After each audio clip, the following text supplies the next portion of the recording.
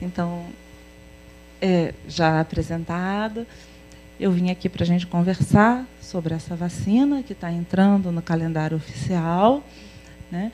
E, antes da gente falar da vacina, eu queria falar um pouquinho sobre o colo do útero e esse vírus, né, o HPV, que é o grande envolvido, pelo menos até onde a gente conhece no momento, com a gênese do câncer de colo do útero, né?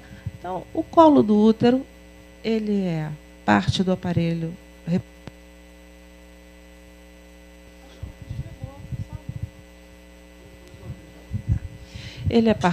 reprodutor feminino e ele fica lá escondidinho no fundo da vagina.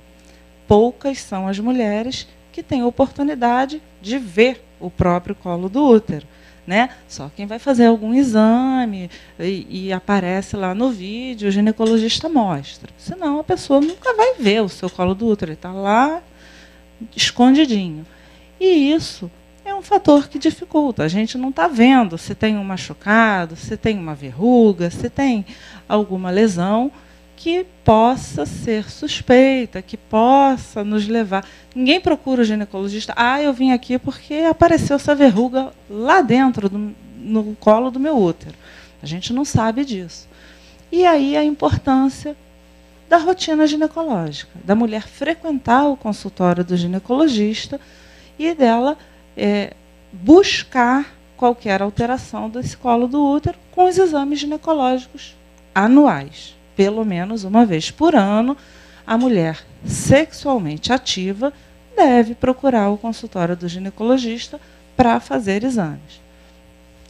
E aí, por que o Ministério da Saúde me diz, junto com o INCA, nas diretrizes, que eu devo colher o preventivo das mulheres entre 25 e 64 anos? Porque é comum as mulheres bem jovens lidarem muito bem com esse vírus. Elas entram em contato com o vírus e elas mesmas deletam aquele vírus do organismo. Elas não desenvolvem doença pelo HPV, a imunidade delas acaba com aquilo. A partir de 25 anos, elas começam a ter mais dificuldade de lidar com esse vírus e aí você precisa rastrear, examinar o colo do útero, colher a citologia para ver se tem alguma alteração sugestiva da presença de HPV ali, que, como eu falei antes, é o grande vilão do câncer de colo do útero. A partir de 64 anos, a gente tem, estatisticamente, uma redução da incidência do câncer de colo do útero e a gente tem... O câncer do colo do útero é uma doença de evolução bem lenta. Então, se a mulher não teve nada até 64 anos, estatisticamente ocorre uma redução da incidência do câncer. Eu não preciso ficar rastreando aquela mulher todo ano, porque deixa de ser uma doença importante. Ela é importante nessa faixa etária onde a gente rastreia as mulheres usualmente.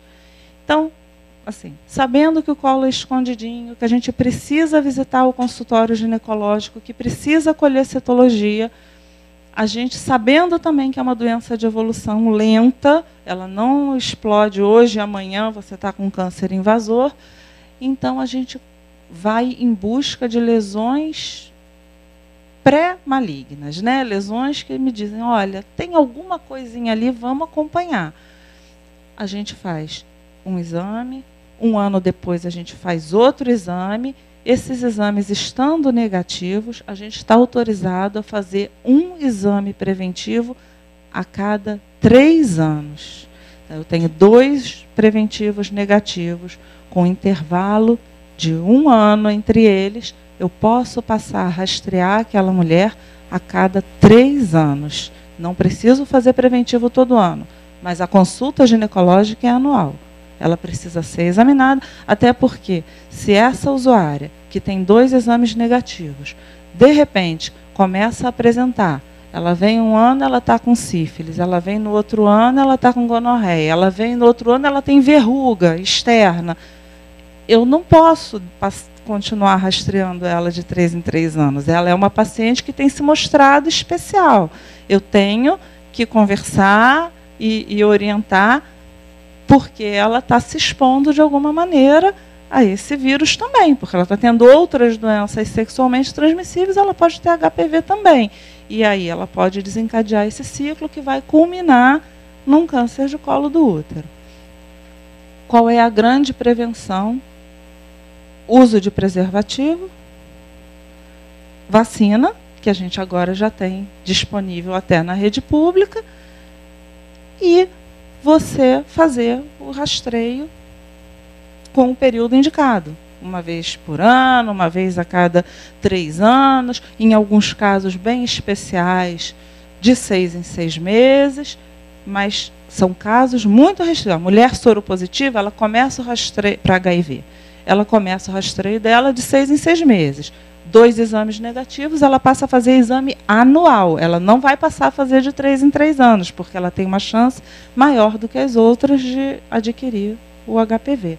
Mas a camisinha é o nosso grande aliado nessa história, por isso até eu trouxe algumas camisinhas para a gente divulgar e incentivar o uso dela, principalmente entre os jovens, porque isso tem aumentado muito entre os jovens, tanto o HIV quanto a infecção pelo HPV. Com relação à vacina, que é o outro grande aliado na prevenção do HPV, o objetivo dela é basicamente prevenir o câncer de colo do útero, que tem vitimado muitas mulheres. Em 2011, que foi o dado que eu tive acesso, foram mais de 5.000 mortes por HPV, por câncer de colo do útero, no Brasil.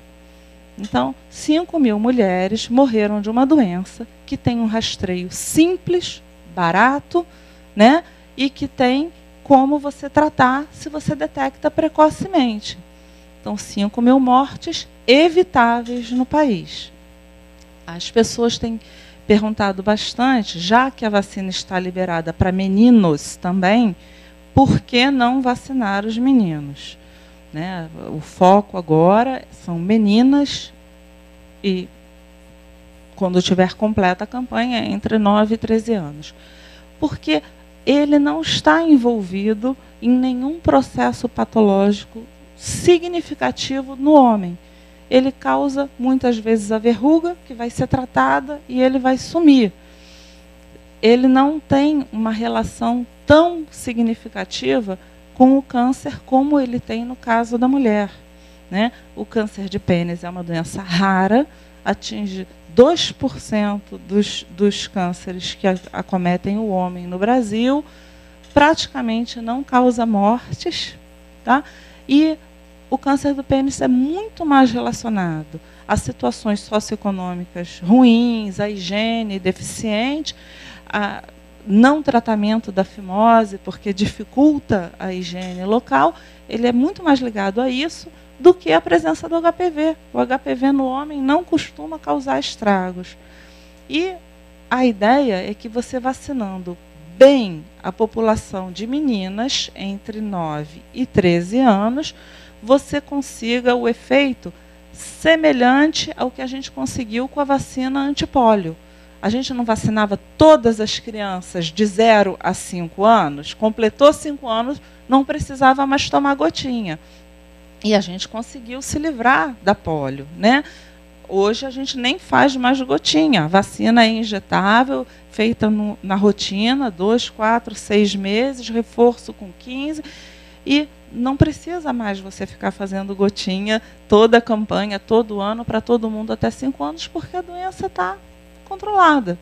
A ideia é essa, é vacinar todo mundo, todas as meninas, precocemente, para você obter um resultado assim, acabar com a circulação desse vírus nos sorotipos mais agressivos para o colo do útero, principalmente, de maneira que, se o vírus não está circulando, os meninos também não vão ter. E para eles não é fundamental. É fundamental para as mulheres que estão adoecendo e morrendo de câncer de colo do útero. A gente tem, como estava falando antes no começo, 2 vacinas disponíveis no mercado. O Ministério da Saúde optou pela vacina quadrivalente. A vacina quadrivalente, além de cobrir os 2 sorotipos mais comuns, responsáveis pelos 70% de câncer de colo do útero, ela cobre os sorotipos 6 e 11 também, que são os mais envolvidos nas verrugas genitais. Né? Quando o menino vai fazer vacina para HPV, se ele opta por fazer em clínica privada, a partir dos 9 anos, a faixa etária é a mesma das meninas, e ele deve optar pela quadrivalente, porque vai protegê-lo das verrugas genitais também. O menino... Oi? A vacina bivalente, pelo levantamento que nós fizemos, Cristina e eu, ela custa mais ou menos R$600 o esquema completo, 3 doses de mais ou menos R$200, e a vacina quadrivalente, ela custa 350 doses, então o esquema completo sai a R$1.050 aproximadamente. Tá? Normalmente não, como não cobre normalmente as vacinas. Né? Elas, quando são feitas em clínica privada, os planos de saúde normalmente não cobrem as vacinas. Até porque você tem um calendário oficial do Ministério da Saúde e esse é todo feito na rede pública. Então, não há motivo atualmente, então, que está entrando no calendário o HPV também, provavelmente não vai haver cobertura pelos planos de saúde.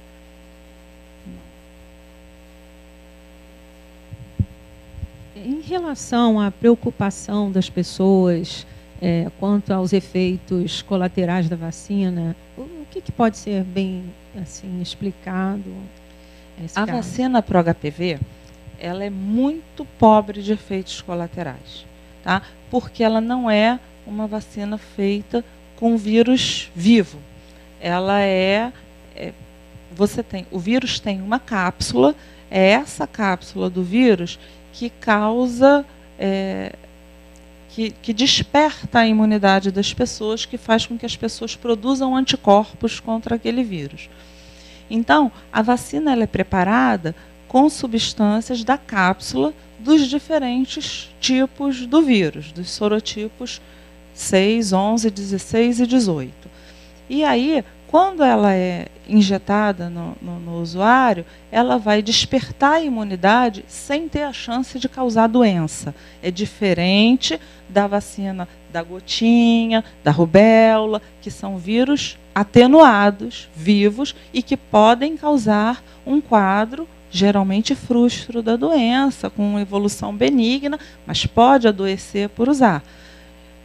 A vacina do HPV, ela não tem chance de causar doença pelo vírus. Ela vai despertar a imunidade sem ter como, porque não tem material genético do vírus HPV. Tem os antígenos que despertam a imunidade.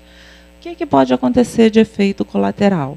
Basicamente, reações locais, né? Dor no local da aplicação, e aí, se houver algum descuido, alguma coisa, sempre pode ter, em vez de ser uma injeção intramuscular, você ter a injeção subcutânea e ter uma reação maior, endurecimento local, que aí o tratamento é mais ou menos simples, local, e um efeito colateral que não é de grande importância, mas que é mais ou menos frequente, parece que em torno de 20% das vezes ele acontece, se deve à faixa etária. São meninas novas. Então, elas estão na fila, estão vendo as outras meninas serem vacinadas, saírem reclamando que dói, que não dói, e elas desmaiam. Elas tomam a vacina e desmaiam.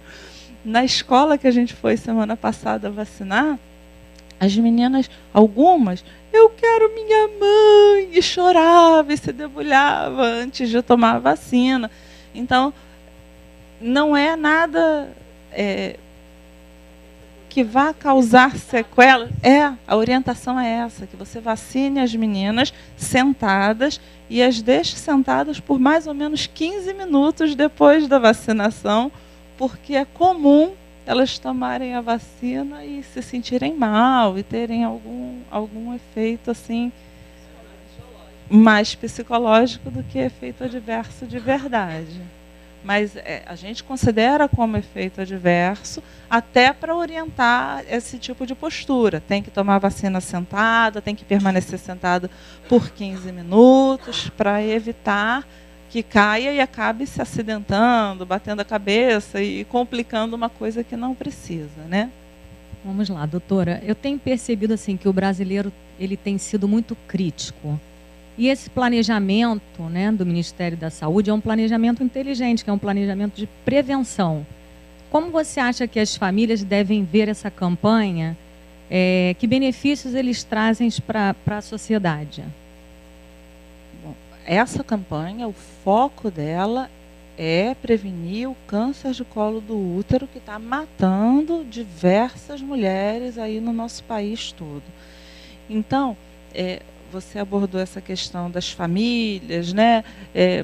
Existem, como a gente estava conversando um pouquinho antes, críticas, achando que é um estímulo ao início precoce da atividade sexual. Não é isso. A gente está vacinando na faixa etária onde a vacina é mais eficiente para prevenir problemas no futuro. Então, eu vou vacinar a menina com menos de 14 anos e eu só vou começar a rastrear o câncer de colo do útero nela aos 25. Eu espero que a vida sexual seja cada vez iniciada mais tarde. Não é, infelizmente, o que a gente tem observado, mas eu não estou estimulando ninguém. Como eu falei antes, quando eu vacino para hepatite B o recém-nascido, eu também não estou esperando que ele vá ter hepatite B recém-nascido. Eu estou prevenindo que ele vá ter hepatite B lá na frente, na idade adulta. Seria, então, um avanço na visão dos gestores da saúde? Um avanço, com certeza. O que a gente espera é que, em alguns anos, a gente tenha uma redução importante da circulação do vírus e, consequentemente, uma diminuição bem significativa dos casos de câncer de colo do útero. Então, as famílias podem ficar tranquilas que não é um estímulo à... Não é um estímulo à sexualidade. Não, não é. Inclusive, a gente está tendo todo o cuidado de não vincular essa campanha de vacinação junto com outras campanhas de prevenção. Porque, na verdade, fora a vacinação que precisa ser precoce, você tem a questão da camisinha. Aqui eu vim trazer uma palestra para adultos. Eu não estou falando num auditório de escola, sensibilizando as meninas na faixa etária. Aí eu trouxe as camisinhas e eu citei para vocês os nossos 3 aliados contra o câncer de colo do útero. A prevenção com exame periódico, o uso do preservativo e a vacinação. Mas a gente está tendo todo o cuidado de não associar, de não deixar preservativos disponíveis nas salas de vacina e de não levar preservativo para as escolas. Nas escolas, a abordagem é prevenção de uma doença que mata as mulheres no nosso país. Não há nenhum vínculo com o início da atividade sexual. Bom, eu queria perguntar, se a menina ainda não tivesse sido menstruada, não sei se você falou, eu não, talvez não gravei isso. Nenhum problema. Nenhum problema. Desde que ela esteja na faixa etária, que pode vir, né? Ela começar uma menstruação algumas mais tarde, né? Passam pela primeira menstruação até com 14, 15, 16, não tem problema nenhum. Do mesmo jeito que outras vacinas, a gente vacina na faixa etária melhor para que ela tenha uma imunidade que é duradoura. Até onde a gente sabe no momento, não há necessidade de reforços. São 3 doses, acabou o esquema. Talvez até a gente venha a descobrir que não precisa da 3ª dose se o esquema for feito antes dos 14 anos. Mas isso ainda não está fechado. A gente ainda está com 3 doses preconizadas. Mas é uma imunidade duradoura, sem necessidade de reforços, do mesmo jeito que é a imunidade para hepatite B. Geralmente a gente não precisa fazer reforços, fez o esquema completo com 3 doses, não precisamos mais nos preocupar com essa imunização. E nenhum outro pré-requisito é necessário. Só hoje ser menina e estar entre 11 e 13, futuramente 9 anos de idade.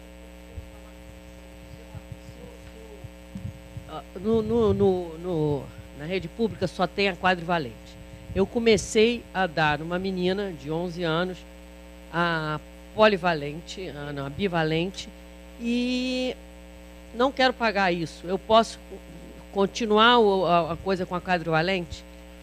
O ideal é que você faça as 3 doses da mesma vacina. Começou o esquema com a bivalente, o ideal é concluir com a bivalente. Até porque, quando eu faço a quadrivalente, eu tenho 2 sorotipos que eu não tenho na bivalente. E aí eu não vou fazer 3 doses dessa vacina. Eu não vou ter os benefícios de fazer a quadrivalente. Mas não é proibido. Então, a menina que começou o esquema vacinal já numa clínica privada, ela pode concluir na rede pública desde que ela esteja na faixa etária alvo. Se for a 3ª dose da vacina, ela pode até estar fora da faixa etária alvo que ela pode fazer. Então, aquela menina que fez uma dose e a vacina entrou no calendário, ela vai poder fazer a 2ª e a 3ª com a gente, mesmo que ela tenha feito a bivalente e passe a fazer a outra.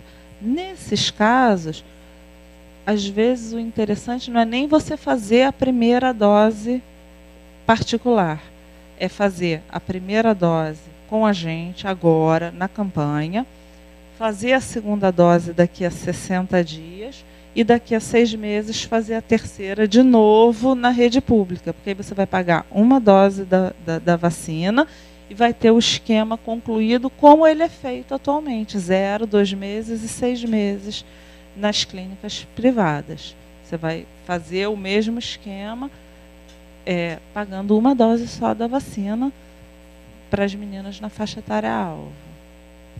Okay. Doutora, nós anteriormente falamos sobre a idade, né? A preocupação de vacinar somente meninas e o porquê não vacinar as mulheres. Como a comissão é da mulher, eu gostaria que isso também ficasse um pouco mais claro para que as várias mulheres que irão escutar saibam o motivo de não estarem sendo atingidas pelo Ministério da Saúde. Na verdade, a gente tem a vacina preconizada, se você for procurar aí pela internet, em tudo quanto é lugar, a partir dos 9 até os 26 anos.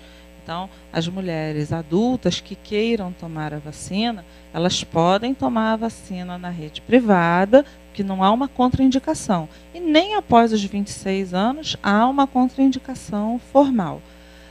Quando a gente fala da oferta no serviço público, a gente tem que lembrar que a gente está falando de saúde pública. O objetivo é lá na frente, é maior do que prevenir câncer de colo do útero para cada mulher individualmente. É diminuir o vírus circulando e diminuir a incidência de câncer na população como um todo. Quando a gente vacina, bem vacinado, com uma cobertura alta, todas as meninas entre 9 e 13 anos de idade, eu estou beneficiando a população inteira. Todo mundo, é como se eu estivesse vacinando todo mundo, porque o vírus vai circular menos, ele vai comprometer menos gente. Não essa foi a estratégia usada para iniciar. Mas, veja bem, há muitos anos atrás, coisa de 20 anos atrás, a vacina para rubéola não fazia parte do calendário oficial. Eu vacinava para sarampo. Aí as pessoas começaram a levar os seus filhos pequenos, com mais de 1 ano, para tomar o reforço da vacina de sarampo nas clínicas privadas, porque aí tomava aquela vacina chamada MMR, que é sarampo, rubéola e cachumba. Porque a rubéola na gravidez é um drama. E aí todo mundo começou a vacinar o reforço, quem podia, levava para fazer a tal da MMR. Então, há uns 18, 19 anos atrás, essa vacina entrou no calendário oficial. Ela passou a ser dada na rede pública para as crianças com 15 meses de vida. E depois disso, diversas campanhas foram feitas no sentido de vacinar as adolescentes e os adultos jovens até 29 anos. Teve campanha recente com a dupla, que era sarampo e rubéola, para adultos.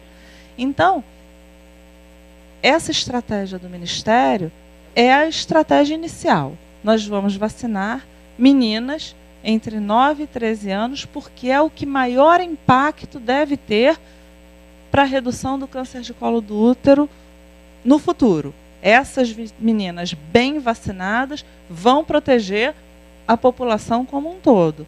Agora, como isso vai acontecer depois de 2016, quando isso estiver implantado para todas as meninas que completarem 9 anos, com uma cobertura vacinal, não sei. De repente, nós vamos chegar à conclusão que a gente precisa vacinar expandido um pouco essa faixa etária, chegando aos 26 anos, que é a faixa etária preconizada para a administração da vacina. Mas, nesse momento inicial, foi adotada a medida de maior impacto. Então, vacina quadrivalente para toda a população de 9 até os 14 anos incompletos. Completou 14, a gente já não tem um benefício tão grande assim, e aí é lógico que sempre quando a gente fala dessas faixas etárias, eu estou falando de uma questão estatística, né? Eu tenho um ponto de corte que não é... A gente viu que, estatisticamente, houve uma redução significativa do impacto se você faz a vacina depois. Você precisa de mais dose, a imunidade despertada é menor. E o esquema adotado pelo Ministério também, que é diferente, aparentemente ele desperta uma imunidade maior quando você espaça mais as doses. Então, se eu faço uma dose agora, uma dose daqui a 6 meses, eu devo obter uma resposta imunológica melhor do que quando eu faço com 0, 2, e aí eu preciso da terceira dose com 6 meses da primeira. E no caso, essa terceira dose em 5 anos, fala um pouquinho mais. Essa terceira dose em 5 anos é porque a gente ainda não tem cientificamente como comprovar que 2 doses vão ser eficientes. A dose com 5 anos, ela vai funcionar como um reforço, um lembrete para o meu organismo de que eu preciso continuar produzindo aqueles anticorpos. Mas aí, essas meninas que hoje estão com quase 14 anos e que estão tomando a vacina, elas já vão estar com 18, 19. Muitas delas já vão ter iniciado atividade sexual, já vão ter tido contato com o vírus e talvez elas nem precisem dessa dose porque elas já vão estar alimentando o sistema imune delas com o contato com o vírus mesmo, feito a gente. A gente toma a vacina para a rubéola. Se eu tenho contato com pacientes de rubéola, eu não pego a doença, mas eu estou reavivando o meu sistema imune. Ele está produzindo anticorpos, porque eu tive contato com aquele vírus. Ele já sabe qual é o anticorpo que ele tem que produzir, ele produz o anticorpo e eu não fico doente. Com o HPV deve acontecer isso. Essas meninas vacinadas agora, se elas iniciarem atividade sexual e tiverem contato com o vírus, a imunidade delas vai ficar sendo reavivada. Mas é importante fazer esse reforço. Algumas pessoas estão questionando. A gente vai perder parte dessas meninas. Elas não vão voltar daqui a 5 anos para tomar vacina. Mas aí, olha só, eu tenho uma vacina, que é a antitetânica, que ela é tomada, um esquema de 3 doses, uma dose a cada 2 meses, inicialmente. E depois eu vou fazer um reforço a cada 10 anos.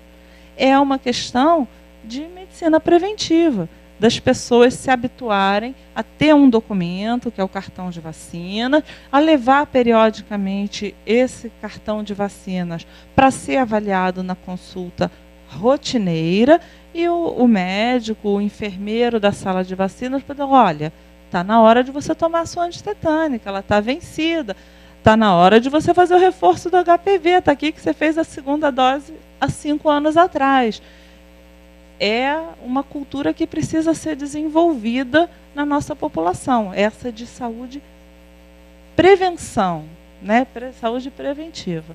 Não você sempre procurar atrás de remediar a situação instalada. E, de repente, se passou desses 5 anos, né? Como qualquer outra preventiva, ela vai tomar, porque às vezes a menina está tomando a vacina agora, e vai lembrar de tomar vacina quando a mãe lembrar de que, opa, peraí, vamos novamente ao ginecologista, porque infelizmente ainda não é a realidade de ir o tempo todo. Ela vai poder tomar, vai ter o mesmo efeito, tomando daqui a 7 anos, 6? Provavelmente ela vai poder tomar essa vacina por um prazo maior do que os 5 anos estabelecidos. Porque a gente não perde dose de vacina. Uma vez que você estimulou o sistema imune daquela pessoa com uma vacina, a qualquer tempo que você faça uma nova dose, você vai estar relembrando o sistema imune que ele precisa produzir aqueles anticorpos e manter em nível protetivo, né? Então, se ela passar um pouco dos 5 anos, não vai haver problema, ela não vai precisar começar o esquema vacinal todo de novo. Ainda mais para um vírus que hoje ainda circula muito no nosso meio e que é um problema grande. Ela tem toda a chance de se manter em contato com esse vírus algumas vezes ao longo da vida e estar com a imunidade reavivada, mesmo atrasando um pouco essa dose dos 5 anos, não vai haver problema.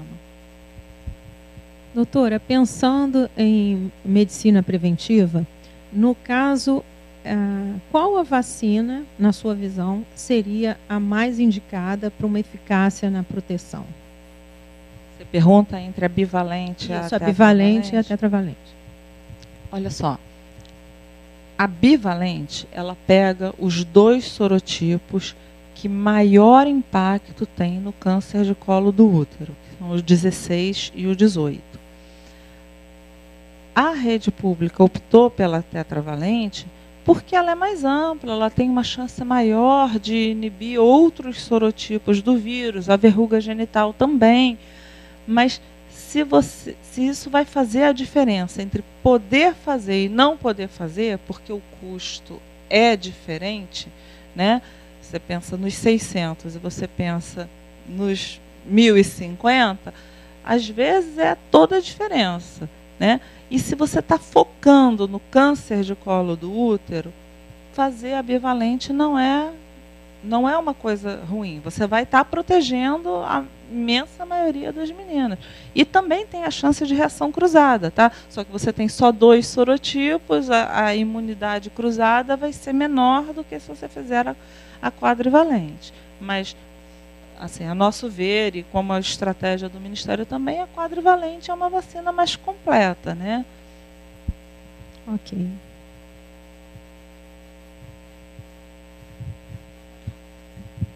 Eu queria saber se o HPV tem cura e como é o tratamento do câncer de colo de útero, você sabe? Algumas pessoas eliminam o HPV do organismo e ele nunca mais vai ser visto.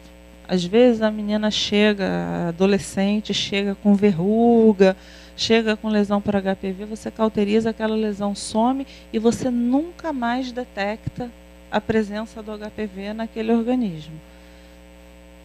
Ela cura espontaneamente, às vezes. Porque você cauterizar a lesão, você não está acabando com o vírus que está circulando naquele organismo. Mas ela mesma dá conta do recado e elimina o vírus do organismo. Tá? Agora, com relação ao câncer de colo do útero, depende do estágio em que ele é diagnosticado. Se você diagnostica um câncer, como a gente chama, in situ, que ele só compromete o colo do útero, que ele não tem nenhuma invasão do resto do útero, nada está comprometido, é só aquela lesão ali, local mesmo, o tratamento é a retirada da lesão. Acabou, você vai fazer segmento dela sem problema nenhum. Se você tem outros estágios de doença, se você já diagnostica um câncer invasor, se você tem comprometimento do restante do útero, invasão da cavidade, da musculatura, aí o tratamento vai ficando progressivamente mais complicado e com um prognóstico mais reservado também, né? E aí eu já não posso fazer só o tratamento cirúrgico e às vezes já não adianta mais eu fazer o tratamento cirúrgico. Algumas pessoas vão fazer radioterapia, outras pessoas vão fazer algum tipo de tratamento paliativo e, às vezes, até cirurgia higiênica só, porque aquela pessoa está tendo um sangramento, infecção local, para melhorar a qualidade de vida da pessoa, porque tratar aquele câncer já não é mais viável, porque ele já deu ramificações pelo resto do organismo, metástases à distância, e aí é você fazer só o que melhora a sobrevida da pessoa, mas você já não tem mais como tratar do câncer mesmo.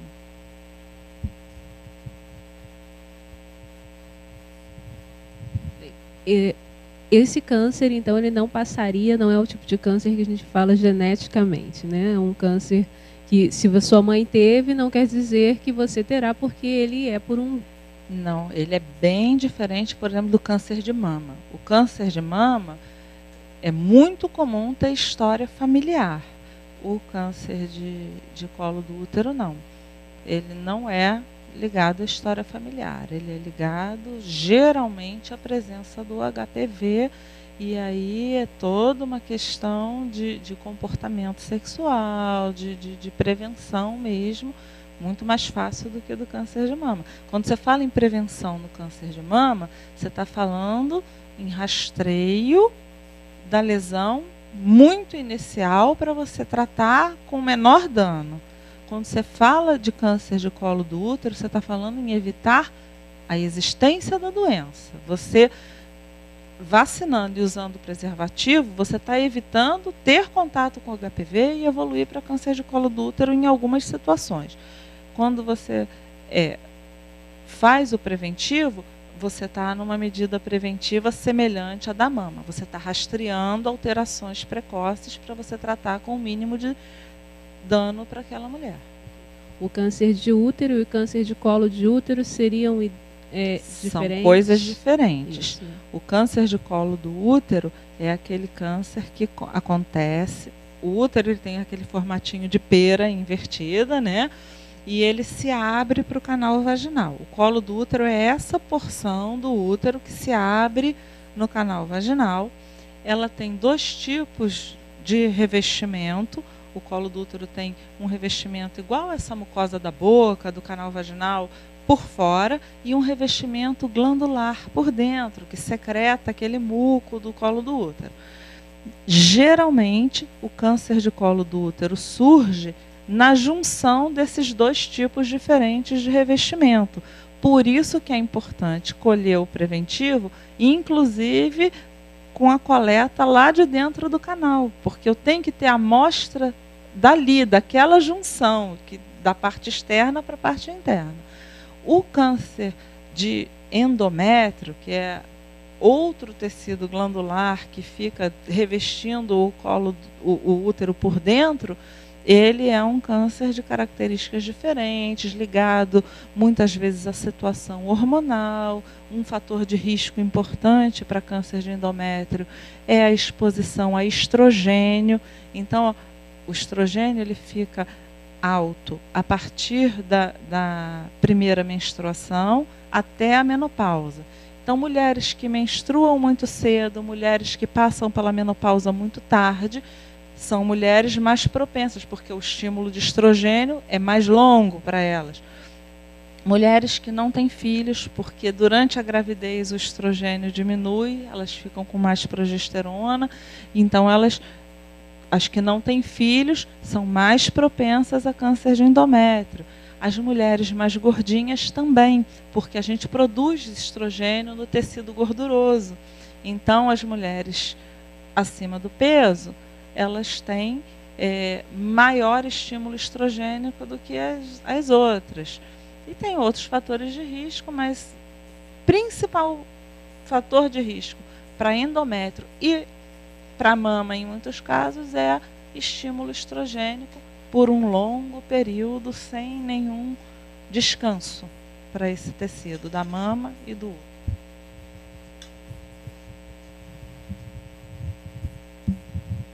Alguém gostaria mais de fazer alguma pergunta? Não? Foi ótima, né? Esse bate-papo aqui com a doutora Miriam Constant Werneck. Nossa, muito bom, elucidativo, sobre a campanha, né, de vacinação. Está mostrando realmente que as meninas têm que se vacinar mesmo, né? Que bom que é uma proteção para as mulheres. Isso é bom, isso é ótimo. Obrigada pela oportunidade de vir aqui falar, né? E aí eu peço a vocês, para vocês divulgarem para as amigas, para todo mundo que vocês conhecerem, que tenha filho, sobrinho, todo mundo entre 11 e 13 anos, que é a hora. Né? A gente está vacinando essas meninas no posto, não precisa de nada além de um documento que tenha fotografia, né? Data de nascimento e o nome da mãe. Olha só, a menina que tem cartão de vacina, que tem a caderneta do adolescente, é melhor, porque senão ela vai receber um comprovante de que tomou a vacina, mas é fácil de perder, né? Quando está tudo juntinho ali, fica mais fácil até do pediatra ou do ebiatra, que é o médico de adolescentes, acompanhar aquela menina e ver se a vacinação dela está toda em dia. Senão a gente perde a senhazinha, ou então tem que grampear no cartão de vacina um monte de senha avulsa, fica até difícil de fazer o controle. 10 de abril.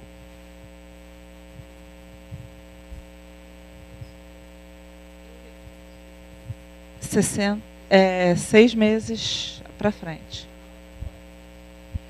Provavelmente não. As meninas que forem às salas de vacina ou que forem vacinadas nas escolas, elas vão receber a orientação de retornar em 6 meses para tomar a segunda dose da vacina. Tá ok? Então, muito obrigada, doutora Miriam. Foi um prazer enorme estar aqui conosco. Esse programa está sendo gravado, então ele vai ficar disponível e a gente vai divulgar bastante. Né? Muito obrigada. Muito obrigada. A vocês.